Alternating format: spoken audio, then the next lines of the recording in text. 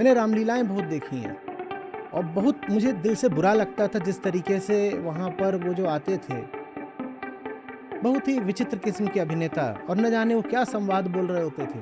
आप ये सवाल पूछ रहे हो ना, आप आज भी जा करके देखना, वहाँ पे वो बीच बीच में फिल्मी गाने ही बजा देंगे।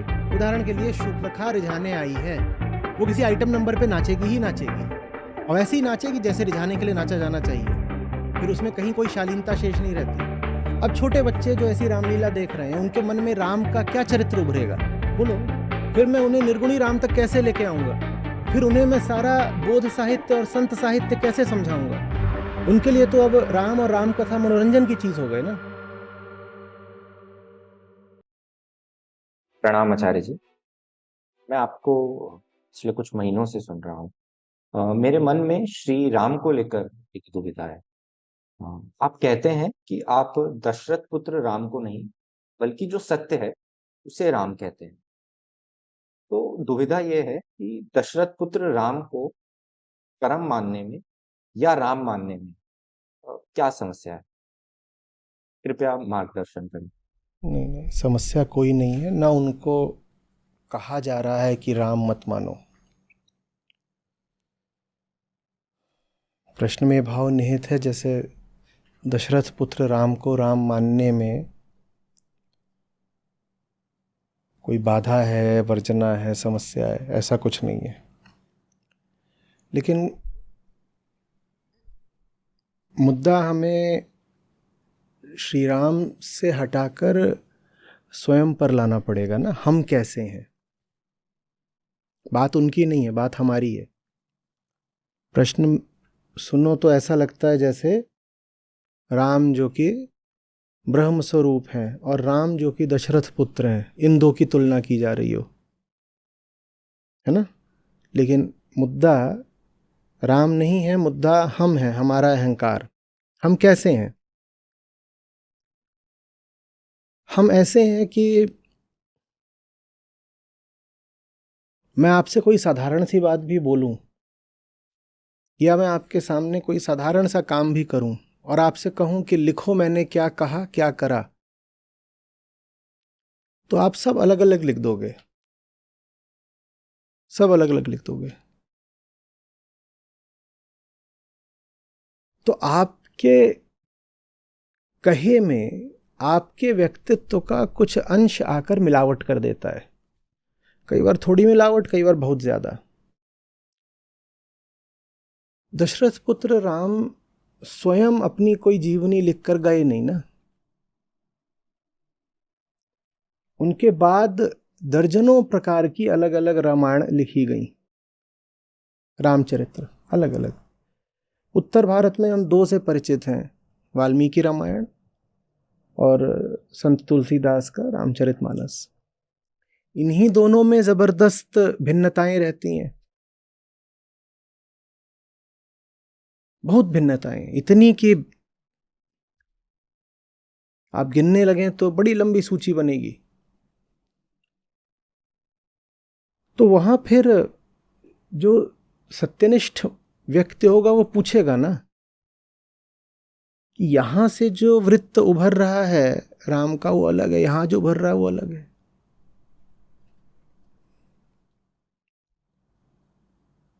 और फिर अगर दक्षिण भारत की ओर चले जाएं या दक्षिण पूर्व एशिया की ओर चले जाएं तो वहां पर भी अनगिनत राम चरित्र हैं, रामायणे हैं।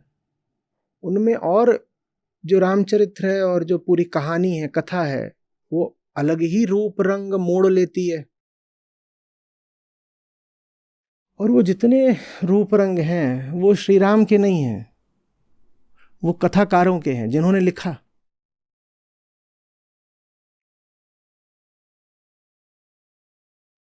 वाल्मीकि जो बात कहना चाहते थे उसमें से बहुत बातों को तुलसीदास ने स्वीकार नहीं करा, उन्होंने वो हिस्से हटा दिए अपने रामचरितमानस से।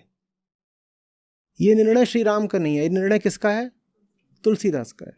ये समस्या है, ये समस्या है। समझ में आ रही बात?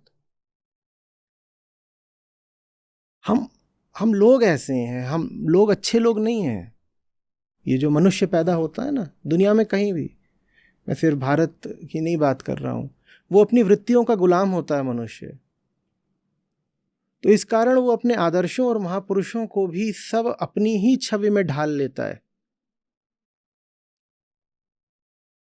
आपको जो जो काम अच्छे लगते होंगे, उदाहरण के लिए आप मेरा सम्मान करते हैं तो आप ये सोचना चाहेंगे कि जो जो काम आपको अच्छे लगते हो मैं भी करता हूं। ऐसा है कि नहीं? आपको जो जो काम अच्छा लगता है, आपकी बड़ी मान्यता है कि ये काम अच्छा है, और अगर आप मेरा सम्मान करते हो तो आप ये सोचना चाहोगे कि वो काम मैं भी करता हूं। तो अगर आपको कभी मौका मिले मेरा चरित्र लिखने का, तो उसमें जाने अनजाने आप मेरे बारे में कुछ वो सब लिख ही दोगे जो आपको अच्छा लगता है। अब वो सब मैं करता नहीं, पर आपको अच्छा लगता है तो आप लिख दोगे। हो गई ना मिलावट? और ये मिलावट आपने कोई दुर्भावना से प्रेरित होकर नहीं करी है, ये बस मनुष्य की वृत्ति ऐसी है। और आपको जो बुरा लगता है आप ये मानना चाहोगे कि मैं वो सब नहीं करता। तो अगर मैं वैसा कुछ करता भी हूं, पर आप अगर मेरी जीवनी लिखोगे तो मेरी जीवनी से वो सब कुछ हटा दोगे। आप कहोगे तो गंदी बातें ये थोड़ी करते होंगे। तथ्य का ख्याल नहीं करोगे, अपने आग्रह का ख्याल कर लोगे। उसमें भी कोई दुर्भावना नहीं है। आप मेरा सम्मान करते हो, इसीलिए आप मेरे बारे में कुछ ऐसा नहीं लिखना चाहोगे जो आपको लगता है आपकी मान्यता के अनुसार की गलत है। गलत है कि नहीं ये कुछ निश्चित नहीं, पर आपकी मान्यता है कि गलत है तो आप नहीं मानना चाहोगे।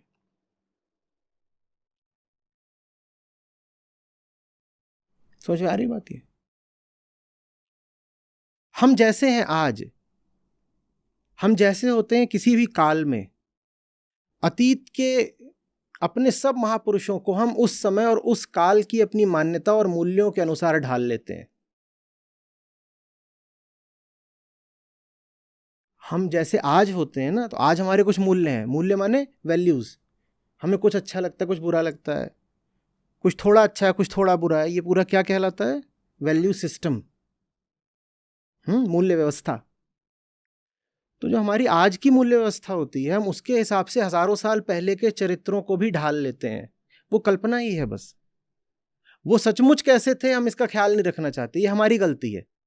ऐतिहासिक महापुरुषों की गलती नहीं है, वो हमारी गलती है कि हम इस बात का नहीं ख्याल करना चाहते वो सचमुच कैसे थे। हम इसका ख्याल करना चाहते हैं कि आज हमें क्या अच्छा बुरा लगता है। उदाहरण के लिए पिछले 20-50 सालों में भारत में ये बहुत हो गया है कि शरीर तगड़ा होना चाहिए। तो आप पहले के मंदिरों में चले जाइए और वहां पर आप राम लखन सीता हैं, आप उनकी मूर्तियां देखिए, तो वो सब कैसे दिखाए गए हैं? हुँ? उनको बहुत ज्यादा बाहुबल युक्त नहीं दिखाया गया है। मैंने पहले भी कहा था कि तुलसीदास सुकुमार और सुकोमल इन शब्दों का प्रयोग करते हैं, कई बार करते हैं, और सीता जी के लिए सुकुमारी। तो उनको वैसा दिखाया भी गया है फिर पुरानी मूर्तियों में और चित्रों में, सुकोमल सुकुमार। पर अब जरा हम में उग्रता ज्यादा आ रही है पिछले कुछ दशकों से। तो अब जो राम लक्ष्मण हनुमान की हमको छवियां दी जाती हैं, या हम बनाते हैं नई नई छवियां, उन छवियों में हम क्या बनाते हैं? मजबूत मांसपेशियां, पेट में भी दिखाई दें मांसपेशियां। ये पुराने मंदिरों में तो कभी नहीं था। क्योंकि वो मंदिर पुराना है, तो वो 18वीं शताब्दी में बना था। तो 18वीं शताब्दी के लोगों ने अपने हिसाब से राम का वृत्त मूर्ति में प्रदर्शित कर दिया। और अब 21वीं शताब्दी है, तो 21वीं शताब्दी के लोग जो सोच रहे हैं उसके हिसाब से वो अपने अनुरूप राम की छवि बना लेते हैं। ये समस्या है। हम सच के नहीं पारखी होते ना, हमें इस बात से कम मतलब होता है कि वो सचमुच क्या है, श्री राम सचमुच क्या है, या सत्य सचमुच क्या है। हमें इससे कम मतलब होता है, हमें अपने आग्रहों से ज्यादा मतलब होता है।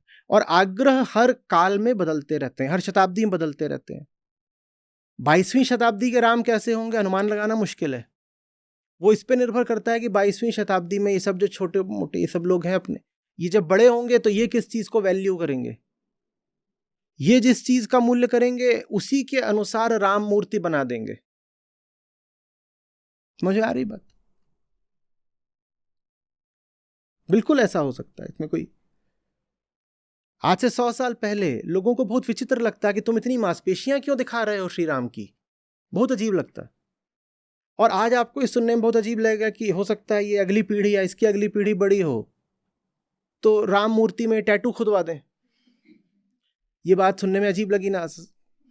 वैसे ही आज से 100-200 साल पहले हमारे पूर्वजों को ये बात बहुत अजीब लगती कि इतने मस्कुलर राम क्यों बनाएंगे, कोई नहीं बनाएगा, पर हम कर रहे हैं ऐसा।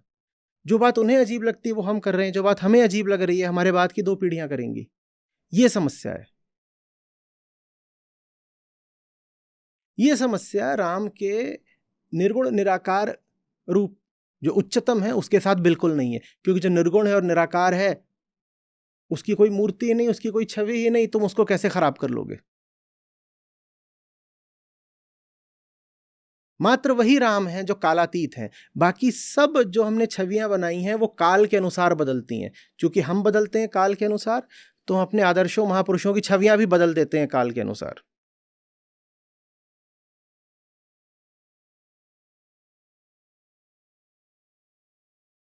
मैं ननिहाल में, गांव है पास में पाड़र, मैं छोटा था वहां गया था।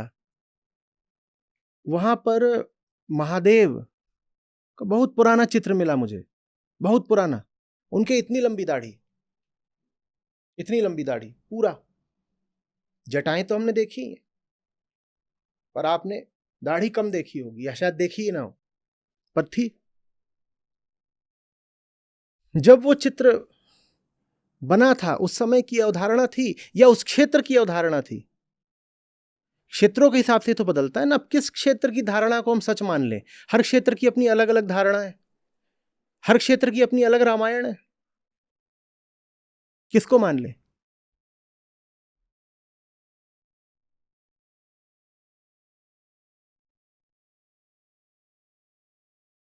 समझ में आ रही बात? तो इसलिए हम कहते हैं कि जो ऊंचे से ऊंचे हैं जैसे श्री राम, वो कहीं हमारे हाथ का खिलौना बन के ना रह जाएं। इसका कुछ बंदोबस्त करना होगा। इसका बंदोबस्त यह है कि राम के मर्म को ले लो, राम के मर्म को ले लो। और वो जो मर्म है वो काल से अनछुआ रहता है, उसको काल नहीं खराब कर सकता। अब हमने क्या करा? अब हमने राम को अपने हाथों से गंदा होने से बचा लिया, नहीं तो हम ही उन्हें गंदा कर देते। मूर्ति, छवि, कथा, ये तो हमारे हाथ की चीज है ना। मूर्ति किसने बनाई? कथा किसने लिखी? और हम गंदे लोग हैं, हम मूर्ति को भी बिगाड़ देंगे, कथा को भी भ्रष्ट कर देंगे, और हम करते आए हैं, करते आए हैं ना। चलो उदाहरण लेते हैं। एक रामायण महाभारत वो थी जो दूरदर्शन पे आपने देखी थी 80 और 90 के दशक में, और उसके बाद से भी 3, 4, 5 और आई हैं अभी हाल में। देखा इनमें ही कितना अंतर आ गया, 20 साल के अंदर अंदर कितना अंतर आ गया। वो जो B.R. चोपड़ा की आती थी महाभारत, उसके कर्ण को याद करो, उसके भीष्म को याद करो, वो कैसे थे, उसके सारे ही चरित्र कैसे दिखते थे। और अभी जो हाल वाली आती हैं वो कैसे हैं, वो देखो। वो भीष्म भी उसमें ऐसा लगता है 16 साल के हैं, क्योंकि एक अपरिपक्वता पूरे समाज पर छा गई है। तो सब टीवी वाले किरदारों में भी दिखाई देती है इमेच्योरिटी। कर्ण याद करो कैसे थे वो, और अभी के जो कर्ण आते हैं वो कैसे रहते हैं।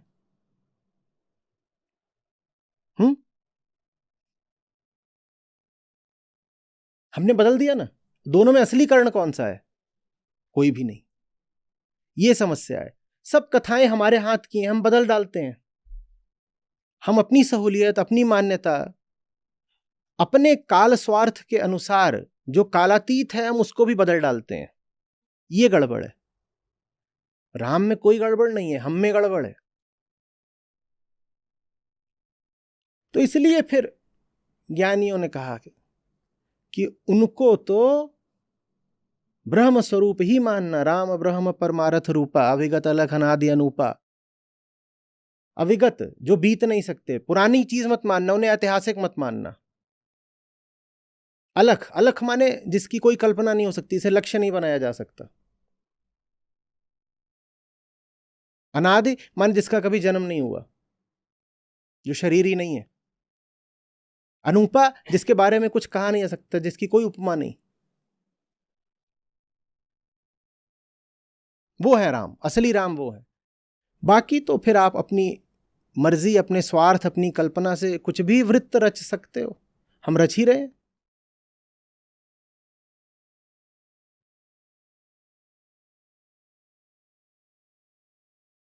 कोई जिला ऐसा नहीं है भारत में जहां यह ना हो कि जब राम अयोध्या से निकले थे वनगमन को तो यहां पे विश्राम करा था। ऐसा हो सकता है क्या? हो सकता है। बंगाल में ऐसा है,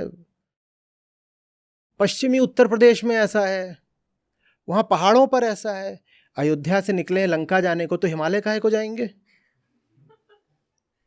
पर वो कहेंगे पांडव गुफा है या पांडव पत्थर है या पांडव ये है, हर जगह। ये श्री राम ने खुद आके तो बताया नहीं, न पांडवों ने खुद आके बताया, पर हमने रच दिया। हम ऐसे ही हैं, हम कुछ भी रच देते हैं।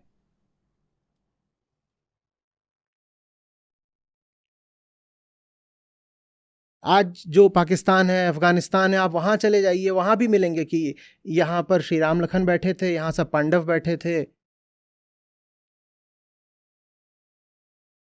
भारत के हर जिले में, हर कस्बे में ये सब रहता है कि नहीं रहता है? कश्मीर में भी है, असम में भी है। हम लोग गड़बड़ हैं, और ये नहीं कि जानबूझ के गड़बड़ है। उसमें हो सकता है भावना मीठी ही हो, जिसको हम अपना मानते हैं ना, जिसको पूज्य मानते हैं, मन करता है कि उसको अपने ही घर के पास कहीं बसा लें, मन करता है ना, तो फिर हम एक कथा रच लेते हैं, उसको अपने घर के पास बसा लेते हैं, कुछ कथा रच लेंगे। पर वो जो कथा होती है उसमें राम कम होते हैं, हम ज्यादा होते हैं, ये समस्या है। हम ये नहीं मानते कि उस कथा में हम ज्यादा हैं, हम कह देते हैं ये राम कथा है। अब ये समस्या हो गई। जिस कथा में हम ज्यादा हैं, अगर हमने उसको राम कथा बोल दिया तो हमने अपने आप को क्या बना दिया? राम। ये गड़बड़ है। हमारी क्या औकात है हम राम की बराबरी करें? पर जिस कथा में हमारा ही अंश ज्यादा है, हमारी ही कल्पनाएं, हमारे ही आग्रह, हमारी ही भावनाएं, जिस कथा में ये सब ज्यादा है, उसको हम कह देते हैं साहब ये तो राम की कहानी है।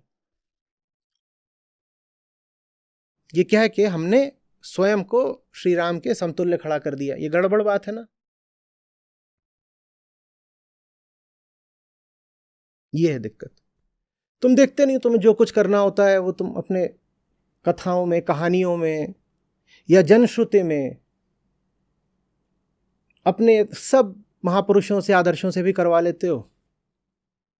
हमें जो अच्छा लगता है वो सब हम उनसे भी करवा लेते हैं।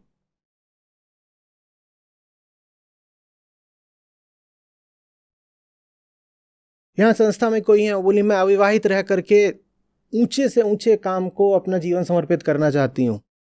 बोले घर वाले बोल रहे हैं कि तुम सीता जी से बड़ी हो गई, ब्याह तो उन्होंने भी किया था। अब बताओ, जो हम करते हैं वही हमने उनसे करवा लिया। अब उन्होंने कर दिया, फिर कहते हैं चूंकि उन्होंने करा था इसलिए हम भी करेंगे। तुम कृष्ण जी से बड़े हो गए, दूध मक्खन तो वो भी खाते थे। जो तुम करते हो वही तुमने उनसे करवा लिया, अब कह रहे हो चूंकि उन्होंने करा इसलिए हम भी करेंगे।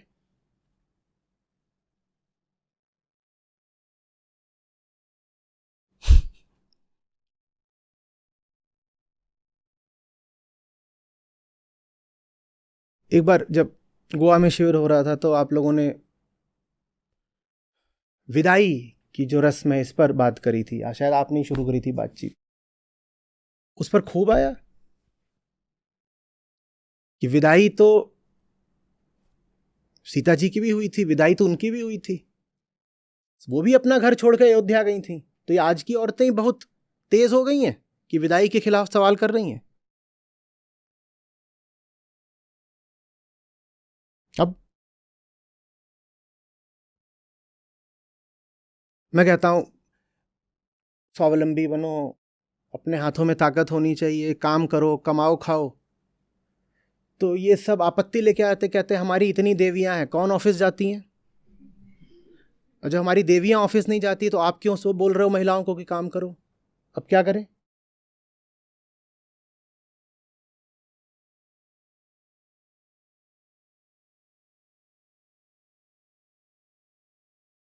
समझ में आ रही बात?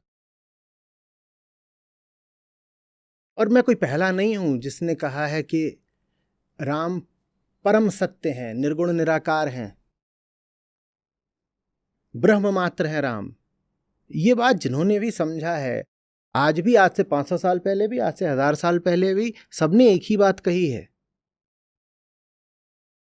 राम निरंजन न्यारा रे।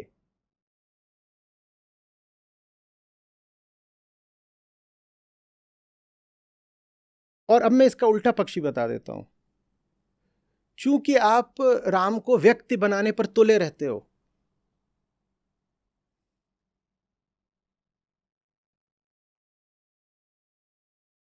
व्यक्ति बनाने पर तुले क्यों रहते हो? क्योंकि आप स्वयं व्यक्ति हो ना। आप मुझसे पूछते हो कि दशरथ पुत्र राम से क्या दिक्कत है, मैं आपसे पूछता हूं निर्गुण निराकार राम में क्या दिक्कत है? आप बताओ ना पहले। आपको यह दिक्कत है कि आपको व्यक्ति बने रहना है, पर्सन विद अ पर्सनैलिटी, व्यक्तित्व, देह भाव। क्योंकि आपको देही बने रहना है, इसीलिए आप चाहते हो कि जो उच्चतम है वो भी देही रहे, शरीरी रहे, एम्बॉडीड रहे। ये आपका आग्रह है। आप अपने आग्रह की बात नहीं कर रहे, आप मुझसे पूछ रहे हो। आप अपने आग्रह की तो बात करो ना। आप क्यों बार बार उनको देही ही बनाना चाहते हो? क्योंकि आप चाहते हो आप देही बने रहो। और जानने वालों ने बार बार समझाया है कि बॉडी आइडेंटिफिकेशन, देह भाव से बड़ी मूर्खता और बड़ा पाप दूसरा नहीं होता। सब ज्ञानियों ने, अवतारों ने हमें समझाया तुम देह नहीं हो। हमने उनको जवाब ये दिया हम तो देह हैं ही, हम तुम्हें भी देह बना देंगे। कृष्ण की गीता हमें समझा रही है कि सुनो पाठकों, तुम देह नहीं हो।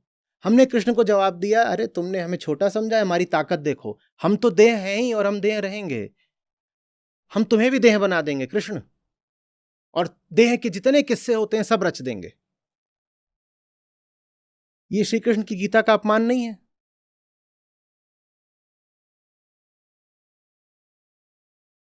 क्या मैं ये कह रहा हूं कि राम काल्पनिक है? नहीं, मैं बिल्कुल ऐसा नहीं कह रहा हूं। निश्चित रूप से ऐतिहासिक चरित्र हैं, पर उन्हें अगर मात्र ऐतिहासिक चरित्र बनाकर रखोगे तो लोगों को राम तक लाना भी मुश्किल हो जाएगा। क्योंकि बहुत बहुत बहुत पुरानी बात है। उस समय के मूल्य और मान्यताएं अलग थे। उस समय ठीक ठीक क्या हुआ किसी ने नहीं देखा। आज मैं लोगों को गीता के पास लाने की भरसक कोशिश कर रहा हूं। बहुत लोगों का उसमें प्रतिवाद ये रहता है, श्री कृष्ण, अरे ये तो वही है ना जिन्होंने लड़कियों के नहाते में कपड़े चुराए थे, हम ऐसे आदमी की गीता क्यों पढ़ें? ये होता है जब आप इतने किस्से फैला देते हो। लोगों को गीता के पास लाना मेरे लिए मुश्किल हो रहा है। मैं लोगों को योग वाशिष्ठ या सार पढ़ाना चाहता हूं। मैं उन्हें संत कबीर के निर्गुणी भजन बताना चाहता हूं जिसमें बस राम राम राम गाया गया है। लोग कहते हैं राम, हम नहीं सुनेंगे राम को। राम ने सीता को वनवास दिया, राम ने अग्नि परीक्षा ली, राम ने शंभू को वध किया, ऐसे राम की हम नहीं सुनते। लोगों को राम के पास लाना मुझे बड़ा मुश्किल हो जाता है। क्यों? क्योंकि आपने किस्से किस्से किस्से किस्से इतने किस्से कर दिए कि उन किस्सों के कारण लोग अब राम और कृष्ण के पास आ नहीं रहे हैं। मजाक और उड़ाते हैं। जिन लोगों को हिंदू धर्म का मजाक उड़ाना होता है वो क्या करते हैं? वो पौराणिक कथाएं उठाते हैं और उनमें इतना मसाला है कि खूब मजाक उड़ाते हैं। उनमें तो यहां तक है कि श्री कृष्ण ब्याह करने गए तो इतनी रानियां, उससे क्या बात करी, उससे क्या बात करी, दहेज तक का उल्लेख आता है।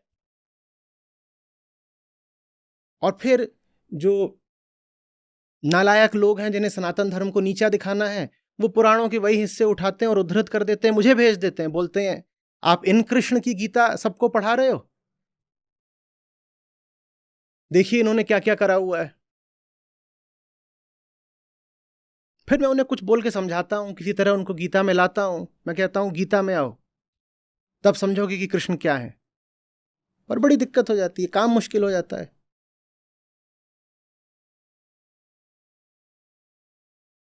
और ये तो तब है जब लोग थोड़ा झिझक के मारे रामायण, रामचरितमानस या पुराणों के वो हिस्से सामने लाते ही नहीं हैं जिस पे दूसरे लोग आपत्ति करेंगे। नहीं लाते सामने, कहते हैं ये हिस्सा सामने लाएंगे तो लोग आपत्ति करेंगे। तब है वो सारे हिस्से सामने आने लगे तो और मुश्किल हो जाएगा लोगों को श्री राम और श्री कृष्ण तक लेकर आना।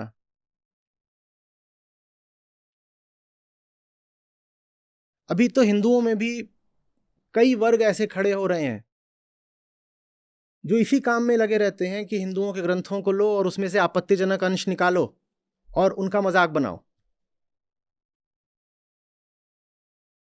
ऐसे लोगों को मुझसे भी बहुत तकलीफ है। वो कहते हैं कि हम चाहते हैं कि हिंदू धर्म डूब जाए और ये सबको गीता पढ़ा रहे हैं और हजारों लाखों लोगों तक राम और कृष्ण को ला रहे हैं। वो मेरे पीछे भी पड़े रहते हैं हाथ धो के। मैं उनको जवाब दे देता हूं पर मेरा काम कठिन हो जाता है ये किस्से कहानियों के मारे।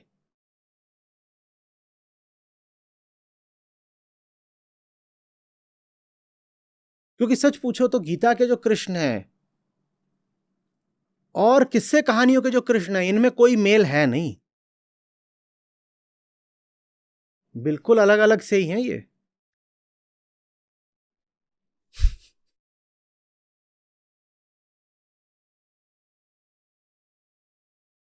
हाँ, कुछ ओवरलैप है, कुछ ऐसा है कि कथाएं हैं, उन कथाओं को एक ऊंचा अर्थ दिया जा सकता है, पर वो सब भी बस मेहनत का ही काम है। ऐसा काम है जिसमें श्रम बहुत लगता है। ऐसा काम है जो अनिवार्य नहीं था पर करना पड़ता है।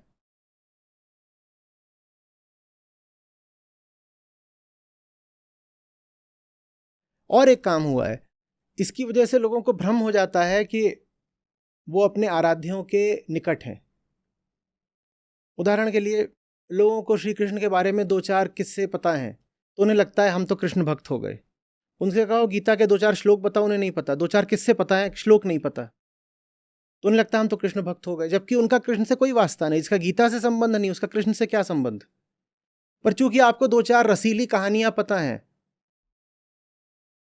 और दो चार आपने इधर उधर से कृष्ण से संबंधित कुछ गीत कहीं पे सुन लिए हैं, किसी कथा किसी पंडाल में, तो आपको ये भ्रम हो जाता है कि आप कृष्ण भक्त हैं।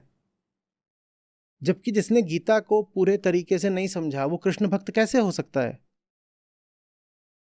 ये समस्या है। लोगों को धोखा हो जाता है कि वो श्री राम या श्री कृष्ण के पास है।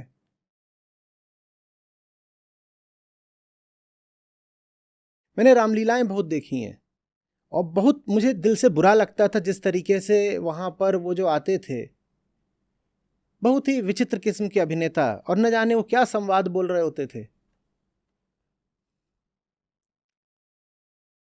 और चूंकि आरंभिक काल में मैं घूमा भी बहुत हूं तो मैंने छोटे शहरों, कस्बों, गांवों वाली भी रामलीलाएं देखी हैं। और मैंने ये तक देखा है कि उनमें कई बार कितना मामला अश्लील रहता है। ये करते हैं हम अपने महानायकों के साथ। हम गड़बड़ लोग हैं। आप ये सवाल पूछ रहे हो ना, आप आज भी जाकर के देखना, वहां पे वो बीच बीच में फिल्मी गाने ही बजा देंगे। उदाहरण के लिए शूर्पणखा रिझाने आई है, वो किसी आइटम नंबर पे नाचेगी ही नाचेगी।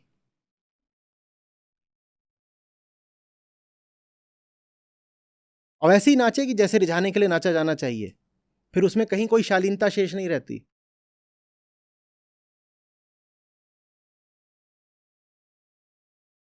अब छोटे बच्चे जो ऐसी रामलीला देख रहे हैं उनके मन में राम का क्या चरित्र उभरेगा।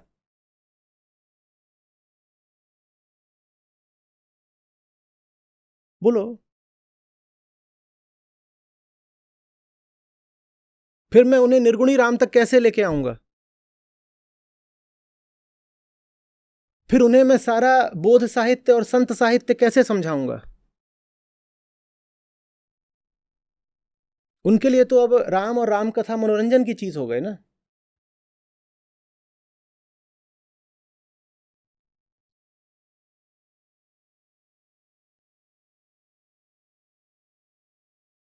किसी से कुछ कहो कि तुम ये क्यों कर रहे हो, तो कहते हमारे तरफ की मान्यता है। अरे भाई, सत्य बड़ा है या मान्यता है? और राम यदि सत्य हैं तो तुम अपनी मान्यता के अनुसार उन्हें तोड़ मरोड़ कैसे लेते हो भाई? श्री राम यदि उच्चतम है तो वो तुम्हारी मान्यता के मोहताज हो गए क्या? तुम कहते नहीं साहब, हमारी तरफ तो यही मान्यता चलती है। तुम्हारी मान्यता का क्या संबंध है सत्य से? मान्यता माने एजम्पशन, एजम्पशन का ट्रुथ से क्या लेना देना? मान्यता माने बिलीफ, बिलीफ का फैक्ट से क्या लेना देना?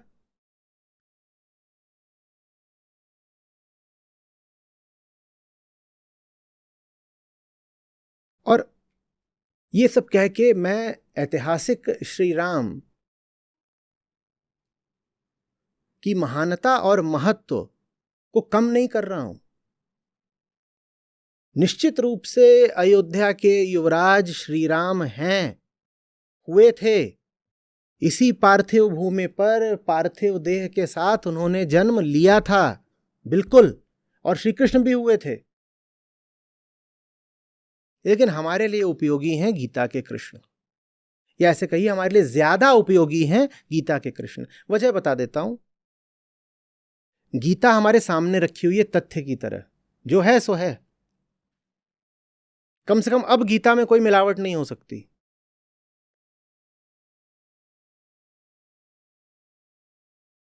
पर पीछे से जो पूरा नैरेटिव चला आ रहा है, हमें नहीं पता उसमें किसने क्या जोड़ा क्या नहीं जोड़ा, और जोड़ा तोड़ा गया है। इसके प्रमाण है, प्रमाण तो यही है कि जितने क्षेत्र, जितने गांव, जितने मुंह उतनी बातें, जितने प्रांत उतनी रामायणें, जितने देश उतनी अलग अलग रामायणें। कई बार एक एक प्रांत में तीन तीन अलग अलग तरह की रामायण चल रही हैं, वो भी लिखित में।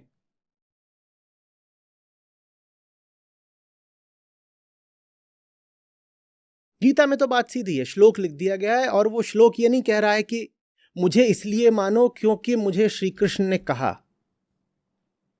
श्लोक अपने आप में अपना मुक्त महत्व रखता है, स्वतंत्र महत्व रखता है।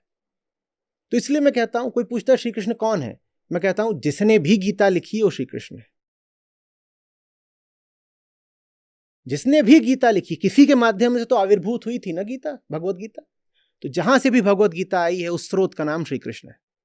बस यही पहचान है कृष्ण की। लोग कहते हैं नहीं नहीं, गीता को तो हम इसलिए मानते हैं क्योंकि भगवान ने दी है। हम कहते हैं ये तो गड़बड़ हो गई तुम्हारे साथ, इसका मतलब तुम गीता को समझे ही नहीं। गीता का स्वतंत्र महत्व है। श्री कृष्ण कौन है? गीता के जनक, गीताकार। इससे बढ़िया परिचय नहीं हो सकता श्री कृष्ण का।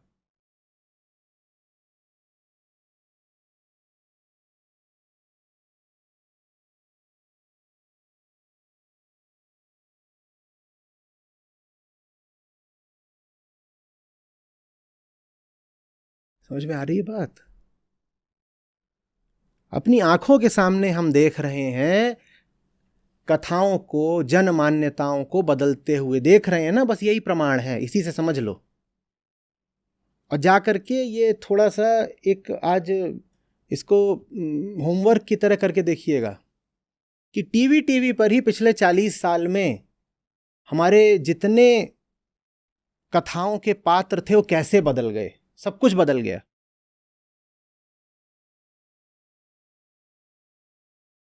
पहले की कुंती कैसी थी, अब की कैसी हैं, देखो। और थोड़ा और पीछे चले जाओगे, क्योंकि रामायण महाभारत को पहले भी टीवी सिनेमा के पर्दे पे लाया गया है, तो वहां और अलग पाओगे। मनुष्य अपने हिसाब से, अपने काल के हिसाब से, अपनी पसंद के हिसाब से, अपने स्वार्थ के हिसाब से अपने महानायकों का रूप रंग और उनकी शक्लें भी बदलता रहता है। बहुत साधारण सी बात चलती है, the white man's god will be white.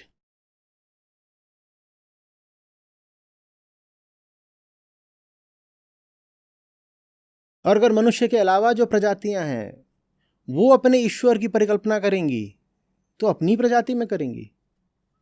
कुत्तों का ईश्वर बिल्ली नहीं हो सकता, वो कुत्ता ही होगा।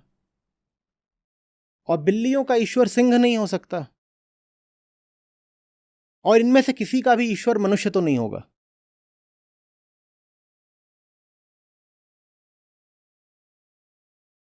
आप चीन और जापान जाएं, वहां बुद्ध की मूर्तियां देखें, और लंका में देखें, और अफगान में देखें, आपको अंतर साफ दिखाई पड़ेगा, क्योंकि वहां के मनुष्य अलग अलग दिखते हैं ना। लंका वाला अफगानी जैसा नहीं दिखता, और अफगानी जापानी जैसा नहीं दिखता। तो उन्होंने बुद्ध की मूर्तियां भी अपने हिसाब से बनाई। यही समस्या है, हमारा हिसाब। हम अपने आराध्यों की कथा, चरित्र, मूर्ति, छवि अपने ही हिसाब से बना देते हैं। ये मिलावट है।